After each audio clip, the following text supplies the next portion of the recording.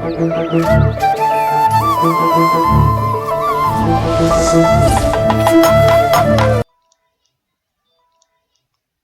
சித்தப்பு என்று இப்போதும் அந்த ஒரு டயலாக் தான் கார்த்திகின் தேசிய கீதமாக இருக்கிறது. அவர் இந்த டயலாக்கை உச்சரிக்கும் போதெல்லாம் அவரது ரசிகர்கள் விண்ணதிர விசிலடிப்பார்கள். இப்படி ஒரு டயலாக்கை அவருக்கு தந்து அவரது புகழை நிலையாக்கி வைத்த சிறப்பு அமீருக்கு மட்டுமே உண்டு. பருத்தி வீரன் படம் வந்து 10 வருஷங்கள் ஆகிவிட்டது. சூர்யா மீது இருந்த கோபத்தால் அவரது தம்பி கார்த்தியை ஹீரோவாக்கினார் அமீர். இந்த படத்தில் கமிட் ஆவதற்கு முன் கார்த்தியின் தோற்றத்தை பார்த்தவர்களுக்கு தெரியும் அமீர் கார்த்தியை எப்படி பட்டி பார்த்து தட்டி தட்டி உருவாக்கி இருக்கிறார் என்பது.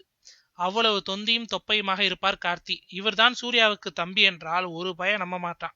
ஆனால் அவரை சுருக்கி சுண்ணாம்பாக்கி ஒளிப்படைக்க வைத்த குருநாதர் அமீருக்கு கார்த்தி செய்த நன்றி கடன் என்ன அப்படின்னு கேட்டீங்கன்னா, சில தினங்களுக்கு முன் பருத்தி வீரன் 10வது வருடம் பிறந்ததையொட்டி ஒரு நன்றி கடிதம் எழுதியிருக்கிறார் கார்த்தி.